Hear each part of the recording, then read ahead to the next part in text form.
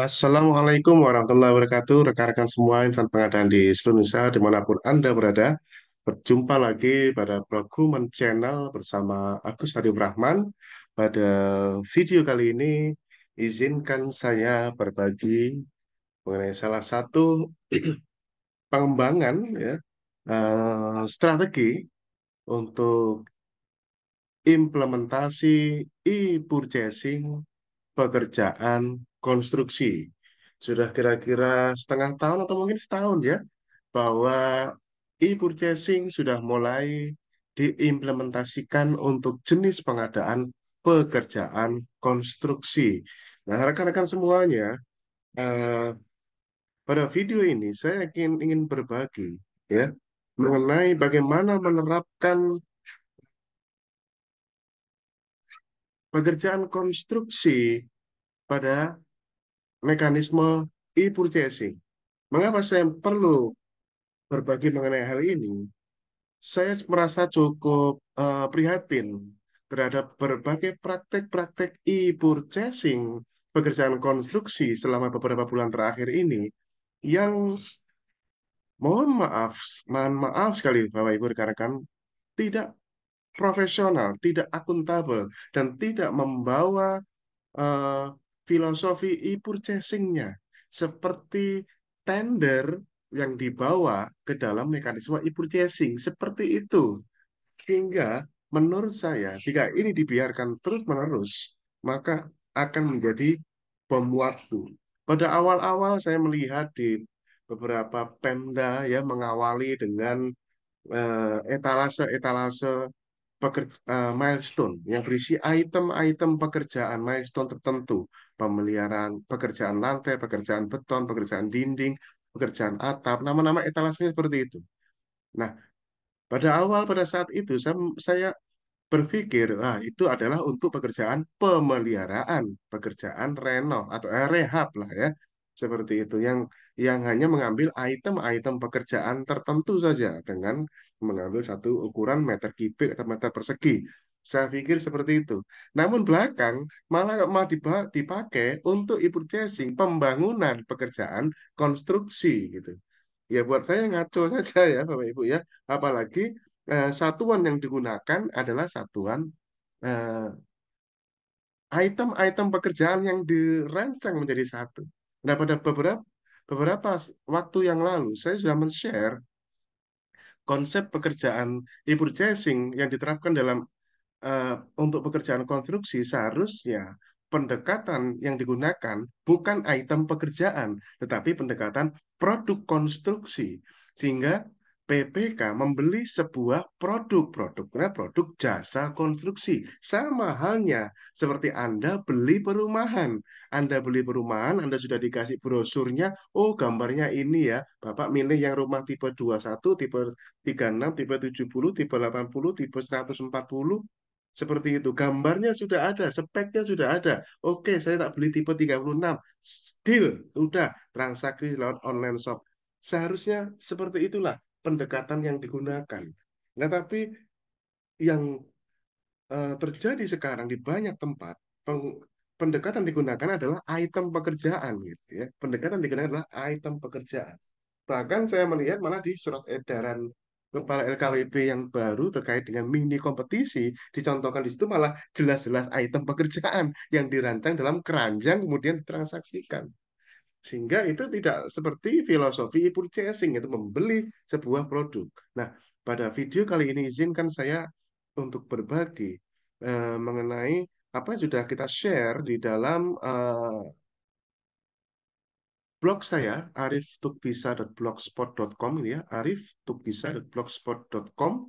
Ada satu artikel yang barusan tadi saya share, ya Bapak Ibu, dan sebenarnya ini adalah bagian dari produk jasa brandware yang saya tawarkan dan nanti akan saya tawarkan pada Anda, yaitu SOP e-purchasing bagi Anda yang membutuhkan penyusunan SOP e-purchasing yang lengkap dengan prosedur flowchart SOP e-purchasing barang dan jasa lainnya dan e-purchasing untuk pekerjaan konstruksi. Anda bisa menghubungi saya untuk bisa dibuatkan sebuah kita kerjasama ya untuk melalui mekanisme swakelola. Kita jelaskan ini dulu, Bapak Ibu. Saya bocorkan sebagian eh, strategi yang kita tawarkan di sini. Dan ini adalah sebagai alternatif strategi, Bapak Ibu. Bagaimana prosedur naratif pada e-purchasing jenis pengadaan pekerjaan konstruksi versi saya.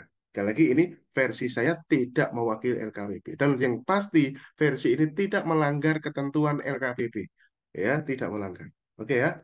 Jadi dalam era digitalisasi yang kian mengakar dalam setiap sendi kehidupan sekarang, proses pengadaan barang jasa, khususnya dalam sektor konstruksi, itu telah mengalami transformasi signifikan, rekan-rekan semuanya. Transformasi yang ini tercermin dalam penerapan e-purchasing yang menjanjikan suatu efisiensi, transparansi, dan akuntabilitas yang lebih tinggi dibandingkan metode konvensional. Jadi artikel ini rekan-rekan semuanya menghadirkan suatu panduan komprehensif mengenai prosedur naratif dalam e-purchasing untuk jenis pengadaan pekerjaan konstruksi. Ya, Insya Allah ini sangat mendalam dan aplikatif dalam menguraikan setiap tahapan proses pengadaan elektronik. Dari sini Anda bisa kembangkan dalam sebuah SOP sendiri, ya, atau Anda bisa minta bantuan saya untuk menyusun SOP e-purchasing. Kita lanjutkan dulu. Artikel ini secara metodis merinci langkah-langkah yang harus diambil oleh pengguna akhir dalam menyusun dokumen identifikasi kebutuhan pekerjaan konstruksi, mulai dari identifikasi alternatif produk jasa konstruksi yang dibutuhkan hingga penetapan spesifikasi teknis untuk negosiasi purchasing. Kerangka kerja yang diusulkan mencakup analisis kebutuhan, pemaketan jasa konsultansi, identifikasi dan penetapan penyedia barang, hingga penandatanganan kontrak dan pesanan, dan lebih lanjut mengedepankan pentingnya pertimbangan aspek sosial, ekonomi, lingkungan dalam pengadaan berkelanjutan, serta penekanan pada komitmen kedua belah pihak dalam menjalankan hak dan kewajiban. Konsep besarnya adalah seperti ini, rekan-rekan. Nah, ini dia. Ini dia ya. 7 langkah penerapan e-purchasing pekerjaan konstruksi ini adalah pengembangan dan good news bagi rekan-rekan yang sudah membeli buku kerja e-purchasing, yang sudah membeli buku kerja e-purchasing, dan Anda sudah terlanjur scan QR code kemarin-kemarin. Good news, saya sudah update isi lampiran buku kerja e-purchasing menjadi lebih komprehensif dan saya kembangkan antara non-konstruksi dan konstruksi. Ya, lebih keren ya. Secara file sudah saya upgrade di dalam lampiran buku kerja e-purchasing. Ini saya berikan bocorannya ya rekan-rekan ya. Bagi pembeli buku kerja e-purchasing, ya, bagi yang belum beli ya harus beli ya gitu ya. Ini ya. Anda lihat, nah isinya lebih banyak ya. Di mana di sini dokumen penetapan penyedia e-purchasing saya bagi antara yang pekerjaan konstruksi dan yang barang dan jasa lainnya. Termasuk bentuk spek pun saya bedakan antara spek barang jasa lainnya dan spek pekerjaan konstruksi. Ya. Seperti itu dan seterusnya. Oke? Eh, dan ini nanti memang ke depan saya niatkan Bapak Ibu untuk mengapresiasi Anda yang sudah beli buku kerja e-purchasing saya pada saat ada eh, gagasan baru, ide-ide baru, ya, untuk mengembangkan yang sudah ada. Saya akan langsung sampaikan itu di dalam QR code, dan Anda tinggal scan ulang, tidak perlu bayar lagi. Anda sudah menghargai karya saya, maka saya menghargai, menghormati rekan-rekan semuanya, pembeli buku kerja e-purchasing. Ya, silakan dicek ulang. Konsep besarnya seperti ini, dan ini sedikit berbeda dengan konsep besar yang non-konstruksi, yang barang jasa lainnya. Ya. Di langkah pertama di sini kita menyusun identifikasi kebutuhan etalase produk jasa konstruksi. Etalase produk jasa konstruksi. Yang pada video yang lalu saya sudah pernah bagikan, misalkan ruang kelas belajar, ruang perpustakaan SMA, ya, gedung SMA, gedung SMU, yang kemudian ruang kelas belajar SMU, ruang eh, perpustakaan SMU, itu rekan-rekan. Ya, saya bisa berikan gambaran yang bagus ya, walaupun ini belum jadi benar ya. Eh, eh, punyanya, oke, maaf ya. Kita lanjutkan lagi. Nah, ini kalau jadi benar, wah ini akan eh, saya pamerkan dan inilah praktek. Ya, praktek yang pertama benar itu yang menurut saya ya, Aceh yang membuat rumah tipikal rumah tipe A, tipe B, tipe C kayak gitu. Itu jadi pendekatannya produk bukan item pekerjaan. Gitu. Kita lihat punyanya Sleman ini keren, Bapak Ibu. Yang, nah ini dia. Sip. Nah, ini ada satu etalase namanya. Oke, kita lanjutkan. Maaf ada gangguan tadi ya. Oke, saya tunjukkan punyanya Anda Sleman, Bapak Ibu, yang bisa Anda akses sendiri. Anda lihat, di sini paling nggak nawaitunya itu sudah benar, Bapak Ibu. Mereka bikin etalase namanya pembangunan gedung Kabupaten Sleman. Di dalamnya ada gedung pemerintah sederhana. Di dalamnya ada eh, produk-produk. Jadi kita sebenarnya produk jasa konstruksi. Tadi kita kembalikan ke filosofi e-purchasing, yaitu beli produk. Entah itu produk barang kayak, produk jasa kayak, yang penting produk jasa konstruksi jadi. Bukan beli item pekerjaan gitu ya. Yang digabung jadi satu baru gambar. Gitu. Jadi ini yang benarnya nih, lihat. Balai Pertanian, gedung puskesmas, musola, toilet. Di sini ada etalase, gedung pendidikan itu ruang kelas. Ini mengacu dari usulan saya sebelumnya ini, ruang kelas belajar kayak gitu ya. Yang sudah memang ada acuannya itu ya, Permendikbudristek 40 2023 kalau nggak salah itu ya. Sarana dan prasarana itu ya. Ada pembangunan ruang lab, pembangunan ruang perpustakaan, pembangunan toilet, pembangunan UKS, penambahan ruang kelas guru ya, dan khusus untuk rehab dibikin etalase sendiri. Nah, kalau enggak saya apresiasi tuh yang bentuk produk-produk ya, yang seperti ini nih, rekan-rekan. Ya, ya tapi ini belum, ini masih proses penayangan rekan-rekan, masih belum jadi. Tapi setidaknya saya ingin memberikan gambaran ya bahwa itulah sebenarnya praktek pekerjaan konstruksi yang benar menurut saya ya. Itu ya seperti itu. Jadi basisnya basis produk. Ya, ini langkah pertama. Langkah kedua, kita bikin pakai jasa konsultansi perancangan. Kemudian setelah itu dari paket jasa konsultasi perancangan PPK-nya ya, itu menghasilkan draft spesifikasi teknis. Ya, di dalamnya ada spek bahan bangunan, spek peralatan, spek proses, spek metode, spek jabatan kerja konstruksi, ada gambarnya, ada rancangan konseptual keselamatan konstruksi, dan perkiraan harga. Ya, di dalamnya sudah termasuk nilai penetapan nilai TKDN ya, penetapan nilai TKDN. Oke, di sini. Kalau ini sudah ada, ya, kalau ini sudah ada, baru kita cari penyedianya melalui analisis pasar sesuai amanat di keputusan Kepala LKPP 122/2022. Kita melakukan memeriksa ketersediaannya di katalog ya, melalui dokumen penetapan penyedia e-processing khusus untuk pekerjaan konstruksi. Kita modifikasi ya, kita modifikasi dan Anda bisa mendapatkan ini dalam buku kerja e-purchasing.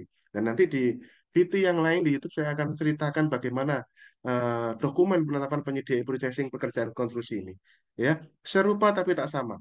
Ya, pertimbangan di dalamnya tetap 7 tapi berbeda. Ya, ada berbeda itemnya. Ada yang sama, ada yang berbeda. Gitu. Kemudian dari sinilah nanti akan menghasilkan calon pelaku usaha yang siapa yang akan diklik. Baru di sini pun kita PPK menetapkan spek tag e-purchasing pekerjaan konstruksi. Dari sini silahkan Anda bisa melakukan negosiasi, mini kompetisi, Anda bisa mengikuti ketentuan dalam surat edaran LKPP barusan, ya, yang terkait dengan mekanisme mini kompetisi ya, Anda bisa gunakan ya di situ. Silahkan. Baru saja itu pengendalian kontrak dan serah terima kontrak itu. Mari kita tunjukkan secara naratifnya, ya. Nah, secara naratifnya seperti ini, ya rekan-rekan. Jadi pertama adalah pengguna akhir, ya. Jadi ini kuncinya di sini, ini bukan PPK ya, pengguna akhir, ya.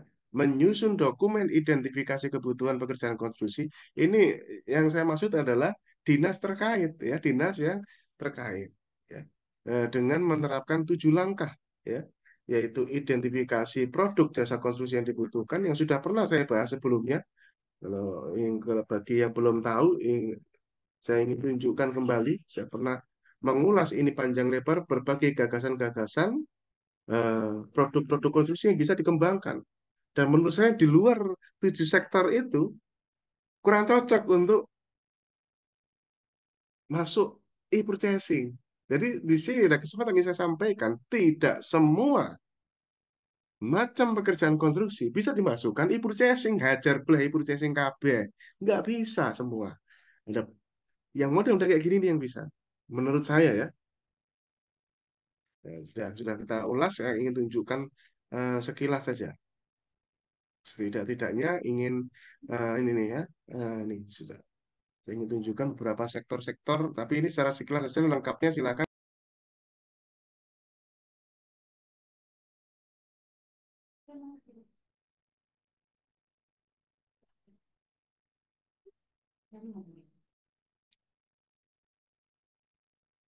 Ya kayak, oke kita lanjutkan.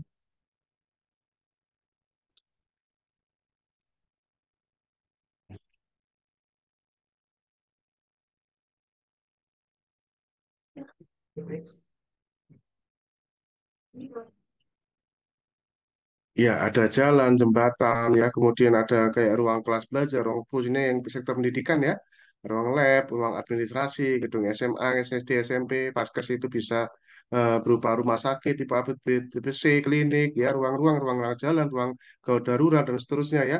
Ada kalau sektor energi dan lingkungan ada IPAL, hybrid power system, jaringan transmisi dan distribusi. Kemudian di sektor perumahan komersial ada rumah kebun, rumah subsidi, rumah MBR seperti yang dibikin di Aceh itu ya, rumah tipe-tipe itu, ruang layak huni itu kan ini kurang lebih yang seperti ini ya, rumah MBR sebenarnya itu ya. Kemudian ada eh, sektor kawasan publik dan rekreasi, bikin misalkan taman hijau dengan area rekreasi, taman tematik, taman pendidikan, taman air, taman seni, taman edukasi, ekologi, taman komunitas. Kemudian ada sektor infrastruktur keamanan dan keselamatan dari rumah singgah, comment center, dinding penahan banjir, gitu ya. Kemudian, nah seperti ini. Untuk itulah kurang lebih gagasan-gagasannya, ya. Jadi itu identifikasi alternatif produk jasa konstruksi dibutuhkan. Kemudian identifikasi potensi varian tipe, ya, varian-variannya, ya.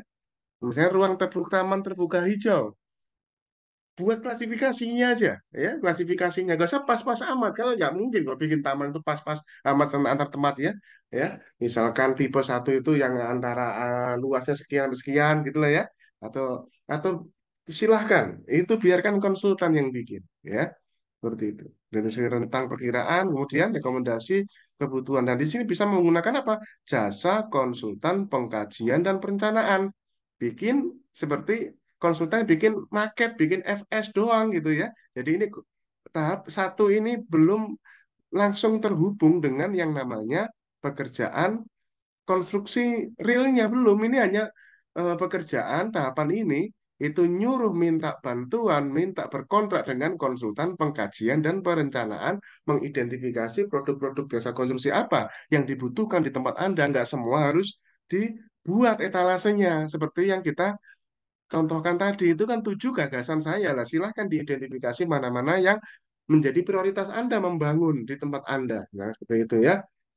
Seperti itu. Ya, yang menghasilkan spektek, gambar, DED, rancangan konsep konstruksi, struktur RAB, gitu ya. Kemudian kita mengidentifikasi pelaku usaha, identifikasi kondisi existing produk yang sudah punya saat ini, dan ini penting ya, aspek sosial, ekonomi, lingkungan diperhatikan. Jangan ya, bongan bangun, dok, merusak lingkungan, ya. Itu ya, zolim kita kepada bumi ini, Bapak Ibu. PT. Ya, kemudian langkah berikutnya, berdasarkan hasil identifikasi kebutuhan produk jasa konstruksi, maka selanjutnya Pak PPK membuat pemaketan jasa konsultansi perancangan dan atau konsultan pengawas. Terserah mau pakai perancangan nggak pakai pengawas atau mau pakai pengawas nggak pakai perancangan, terserah. Yang penting adalah sebelum kita bertransaksi di perusahaan pekerjaan konstruksi, kita bikin minimal satu dari 2 pekerjaan jasa konsultan ini. Minimal salah satunya. Entah itu pengawas nggak pakai konsultan perancangan atau pakai perancangan nggak pakai pengawas. Monggo. Tapi mestinya harus ada. Ya. Di mana intinya adalah pada tahap ini sudah harus menghasilkan Orean Orean spektek yang terdiri dari spek bahan bangunan, spek peralatan konstruksi, spek metode, spek proses, spek jabatan kerja konstruksi, gambarnya ada petanya, layout, pembatang manjang, melintang, DED, rancangan konseptual keselamatan konstruksi, dan perhitungan nilai TKDN pekerjaan konstruksi. Gitu ya. Kemudian langkah ketiga, konsultan perancangan tadi menyerahkan hasil produk konstruksi kepada PBK untuk dilanjutkan dalam proses pengadaan melalui pemaketan. Nah, sudah kelihatan kan gambarannya? Jadi gambarnya ada, speknya ada dulu sebelum transaksi purchasing. Nah, PPK, langkah keempat ya, PPK melanjutkan dengan mencari ketersediaannya di katalog. Oh, no, nggak ada ponda. Itu kalau nggak ada, yuk kumpulkan pelaku usaha. Kami mau ada ini. Ya, biar mereka kita bersaing terbuka, tidak melalui tender tutup-tutupan. Terbuka persaingannya, spek terbuka ya, harga terbuka. Itu masyarakat melihat gitu Bapak Ibu. Ya, masyarakat melihat, orang itu bisa melihat ke Bapak Ibu ya. Misalkan bikin ruang kelas belajar, bikin ruang kelas belajar eh, ukuran 10 kali 7 misalkan. Ukuran 10 kali 7 atau 10 kali 8 meter. Segini aja kok harganya sampai 500 juta. Ini kalau bikin rumah sendiri mah habis paling ya 200 juta, 300 juta di wilayah sini. Itu masyarakat tahu gak goblok-goblok amat Bapak Ibu. Dengan pertarungan terbuka transparan menggunakan e-purchasing, Bapak Ibu. Kita niatkan apa sekarang kita, Bapak Ibu? Mau niat PPK konstruksi mengumpulkan saku sebanyak-banyaknya di kantong untuk setor atasannya atau berniatkan ibadah, niatkan ibadah, membangun menggunakan uang rakyat dengan sebaik-baik. Bapak Ibu, Anda mau dikenang sebagai apa sekarang? Nah, gitu. Ya, ini ya. Jadi inilah kita menetapkan penyedia e-purchasing. Ada 5 langkahnya di sini ya. Di dalam ada 5 langkah. Di dalam langkah pertama yaitu menetapkan draft spek yang dibutuhkan, kemudian melakukan mencari ya pelaku usaha konstruksi, ya katalog, ya, di mana ada 2 kemungkinan yang akan terjadi. Anda bisa nemu model kontraktor itu yang modelnya single link katalog, di mana misalkan Anda mau beli, mau membangun ya 2 unit ruang kelas belajar, misalkan. Anda bisa saja nemu, wah ini memang dia memang menawarkan ruang kelas belajar wungkul, wungkul di lokasi itu gitu ya, seperti itu. Wungkul, Bapak Ibu. Singling artinya, ya. Atau, nah ini yang kemungkinan banyak terjadi sekarang ini Bapak Ibu, yaitu Anda mengumpulin multiple link, kumpulan item-item pekerjaan, pekerjaan fondasi, pekerjaan persiapan, pekerjaan dinding, atap, jadikan satu. Itu multiple link. Ada 2 kemungkinan yang bisa Anda dapatkan. Silahkan, monggo, bebas, mau Anda pilih yang mana. Yang penting itu harus sesuai dengan kebutuhannya, spek yang sudah Anda tetapkan dulu. Nah, kemudian diperdalam dengan 7 pertimbangan parameter pemilihan pelaku usaha jasa konstruksi pada katalog. Ada 7 pertimbangan di sini, yaitu apa aja di sini, Bapak Ibu? Pemenuhan spek pasti. Cari yang speknya sesuai dengan spek Anda. Gitu ya. Kemudian pertimbangan berikutnya apa? Cari yang punya pengalaman sejenis tertinggi. Kontraktor yang sejenis itu apa maksudnya? Yang membangun pekerjaan konstruksi yang sama, yang volumenya minimal sama. Misalkan tadi saya contohkan saya mau bangun 2 unit ruang kelas belajar. Paling enggak ya cari pengalaman kontraktor yang pernah membangun yang lebih luas dari itu daripada itu. Syukur-syukur yang sama pernah membangun gedung pendidikan kan gitu ya. Seperti itu contoh. Mana yang paling banyak itu yang Anda pilih. Timbangan ketiga, waktu. Mana yang waktunya paling cepat? Itu gunanya nih RFI, Request for Information. Apalagi pertimbangan Anda? Teknologi dan inovasi. Pertimbangan itu. Anda lihat, Anda bandingkan antara kontraktor, oh, kontraktor ini nih beda nih. Spesifikasi metodenya, spesifikasi prosesnya, dia melibatkan menggunakan suatu teknologi atau inovasi tertentu. Ya, seperti itu. Kemudian apalagi sisa kemampuan paket. Nah, ini malah tertuang jelas di dalam SE kepala LKPP ya tentang mini kompetisi itu. Sisa kemampuan paket dihitung malah. Apalagi lokasi terdekat. Oh, salahnya itu itu bagus Bapak Ibu. Kan lebih bagus Bapak Ibu lokasi terdekat. Tapi itu saya gunakan di prioritas nomor 6 ya, bukan yang utama. Barulah kita ke pertimbangan nomor 7 yaitu harga paling rendah. Ingat, e-purchasing bukan mekanisme mencari harga terendah, bukan metode tender pasca kualifikasi harga terendah sistem gugur, tapi kita mencari value for money untuk mendapatkan pelaku usaha kontraktor yang memang punya kemampuan nyata, real, realistis, Bapak Ibu. Gitu. Itu ya langkah ketiga dalam menetapkan pelaku usaha yang akan diklik nantinya. Ada 7 pertimbangan di dalamnya. Berikutnya kita menentukan urutan prioritas pertimbangan mana. Dari 7 ini tidak harus seperti contoh saya ini. Ini adalah versi saya. Saya selalu harga saya taruh di pertimbangan paling bawah. Karena ini menggunakan uang rakyat. Bapak Ibu, harga bukan segala-galanya. Kalau kita mencari harga paling murah, mending beli barang rongsokan saja. Kalau kita mau murah-murahan harga, mending kita pengadaan barang jasa pemerintah, beli barang rongsokan saja, beli barang bekas saja. Pasti lebih murah, Bapak Ibu. Ini uang rakyat yang diamanahkan pada PPK. Kita mencari nilai terbaik dari setiap rupiah uang yang dibelanjakan. Nilai terbaik, bukan murah-murahan harga. Bapak Ibu, mana ada harganya? Murah, kualitas bagus. Nggak ada ceritanya. Ya kalau zaman dulu gitu ya. Bapak Ibu. Ya. Kemudian setelah kita menentukan urutan prioritas, kemudian kita memutuskan penyedia di katalog. Ada 5 langkah ini. Ya. Kemudian langkah besar nomor 5-nya, Bapak Ibu. Ya, kita menetapkan spesifikasi teknis ibu ini pekerjaan konstruksi di sini. Bapak Ibu, hasil penentuan tadi spek menetapkan spek yang akan digunakan dasar pertimbangan negosiasi atau mini kompetisi, monggo terserah. Kalau saya lebih senang negosiasi. Diam. Yang pasti spek itu harus ada, sudah ada link katalog yang akan kita klik, entah itu link katalog yang berupa single link atau berupa multiple link, beberapa milestone atau item-item pekerjaan. Silakan, ya, seperti itu. Yang nanti Anda bisa mini kompetisikan atau Anda negosiasikan, monggo. Ya, termasuk ini juga semua harus ada ya, semuanya tadi kita susun harus ada, termasuk nilai TKDN pekerjaan itu. Nah, setelah itu PPK PP melakukan pembuatan paket, e-purchasing, jika nilainya sampai dengan 200 dilakukan oleh PP, lebih dilakukan oleh PPK.